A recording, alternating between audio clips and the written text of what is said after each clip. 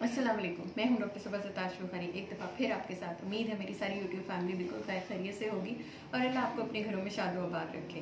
तो जनाब, आज मौसम चूँकि तब्दीली की तरफ चल पड़ा है, हल्की हल्की सी सर्दी गर्मी कुछ मिक्स सा मौसम चल रहा है, तो उसमें जो सबसे ज़्यादा ट्रिगर इस मौसम में आता है वो है ब्रोंकियल एस्थमा, यानी दमे की शिकायत। तो दमा क्या है, दमा कैसे हो सकता है, क्या दमा लगने वाली बीमारी है, दमा किनको होता है और दमे को कैसे कंट्रोल किया जाता है और दमे की रेमेडीज़ क्या है, आज हम इस पर बात करेंगे।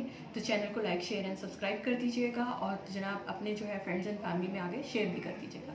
तो सबसे पहली चीज़ ये कि एस्थमा, जिसको हम दमा कहते हैं, वो क्या है। एस्थमा बेसिकली नालियों के सिकुड़ने की बीमारी है, यानी फेफड़ों की नालियाँ तंग हो जाती हैं जिससे आपकी सांस में एक सीटी की आवाज़ आती है। बाज़ औक़ात वो स्टेट से जैसे सुनते हैं आप उससे आती है और बाज़ औक़ात ऑडिबल वीज़ होती है, यानी आपको दूर से भी सुनाई दे रही होती है। तो ये सांस के शदीद तंग होने का एक ज़रिया होती है और इसमें सांस रुकता है, घुटन महसूस हो रही होती है। पेशेंट को अपने रोज़मर्रा के कामों में जो है वो लग रहा होता है कि वो कोअप नहीं कर पा रहा, सीढ़ियाँ चढ़ने में थकन होती है, कोई गेम करने में थकन होती है, इवन चलने फिरने या अपनी डेली एक्टिविटी में पेशेंट का सांस ख़राब होने लगता है।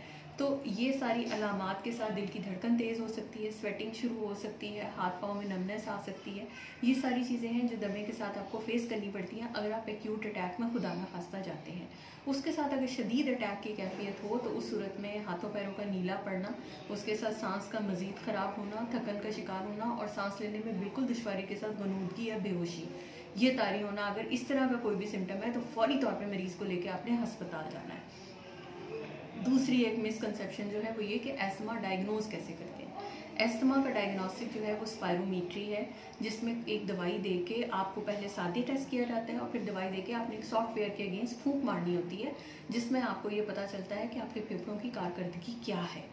ये एक सिंपल सा टेस्ट है। अब जो लोग एक्सरे कराते हैं या सीटी स्कैन कराते हैं, एस्थमा के साथ सेकेंडरीली जो कॉम्प्लिकेशंस हैं ये उनके लिए है। एस्थमा इटसेल्फ जो है डायरेक्टली इसका टेस्ट जो है वो एक्सरे नहीं है। एक्सरे इंटरमीडिएटली नॉर्मल आ सकता है और स्पायरोमीट्री भी अगर आप अटैक में नहीं है तो वो भी किसी वक्त पे नॉर्मल आ सकती है। इसलिए इसका ये मतलब हरगिज़ नहीं है कि आपको दमा नहीं है।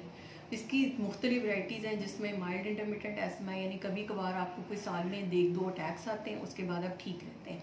मॉडरेट परसिस्टेंट एस्थमा है, स्वेयर परसिस्टेंट एस्थमा है, यानी है कि आपको सिम्टम्स बहुत ज़्यादा रहते हैं और आपको दवाइयाँ ज़्यादा लेनी पड़ती हैं।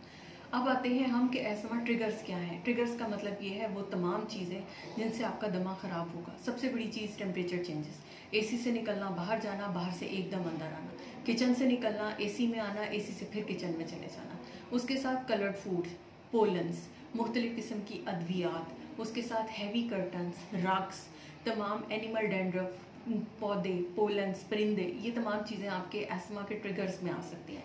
कोई ख़ास फूड एलर्जीज़, जिन लोगों को बचपन से एलर्जीज़ का मसला है उनमें ये मसला ज़्यादा एग्रेवेट हो सकता है। तो उसके साथ ही आपको खांसी की शिकायत जो है वो एक होती है कफ वेरिएंट एस्थमा होता है, जिसमें सिर्फ खांसी आ रही होती है, तो वो सांस की तंगी का एक इनडायरेक्ट होता है। इसलिए अगर किसी को मुतवातर खांसी रह रही है और या मौसम के चेंज होने पे खांसी 2 हफ्ते से ज़्यादा हो रही है और उसके साथ और कोई फीवर वगैरह कुछ चीज़ नहीं है, तो आप इसको कफ वेरिएंट एस्थमा के लिए ज़रूर खुद को एक दफ़ा एवेलुएट कराएं।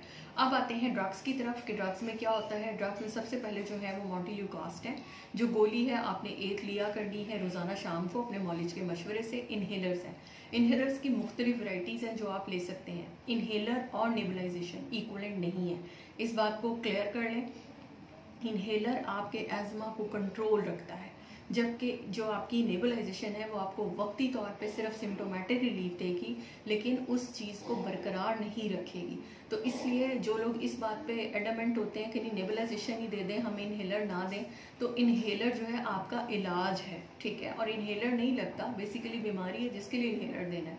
और इन्हेलर कई तरह के आते हैं, फुआर वाला आता है, ड्राई पाउडर आता है, कैप्सूल वाले इन्हेलर आते हैं। जो भी आपको कन्वीनियंट हो आप अपने मॉलिज के मशवरे से वो यूज़ कर सकते हैं। दवा में कमी या बेशी, शदीद सर्दी और शदीद गर्मी में आपकी ड्रग जो है वो ट्रेपर हो सकती है या कम हो सकती है, लेकिन जब भी चेंजिंग वेदर होगा आपने अपनी ड्रग को नहीं छेड़ना या अपने मौलिक से ज़रूर मशवरा करना है किसी भी दवाई को कम या ज़्यादा करते हुए।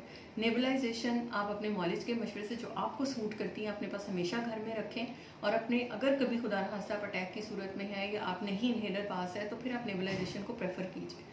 उसके साथ आ जाते हैं हम होम रेमेडीज़ पे कि एस्मा के साथ क्या क्या लिया जा सकता है। डिफरेंट फूड्स हैं जिसको हम एंटी एस्मा फूड कहते हैं, जिसमें सबसे पहले फिग है, ओनियन है, जिंजर है, गार्लिक है, लेमन है। उसके साथ डिफरेंट टीज़ हैं जिसमें सबसे पहले जो है कैरेट, एप्पल, सिनामन टी आती है। उसके साथ जिंजर और लेमन एंड सिनामन टी आ जाती है। आपने अपनी इम्यूनिटी बेसिकली बूस्ट रखनी है, उसके लिए विटामिन सी, विटामिन डी दोनों का ऑप्टिमाइज होना आपके लिए बहुत ज़रूरी है। एक बैलेंस डाइट वो ज़रूर लेनी है। Junk foods, fast foods, cold drinks, उसके साथ coloured food, coloured drinks, artificial colours जिस भी किसी में फूड में यूज़ होते हैं, आपने उनको अवॉइड करना है।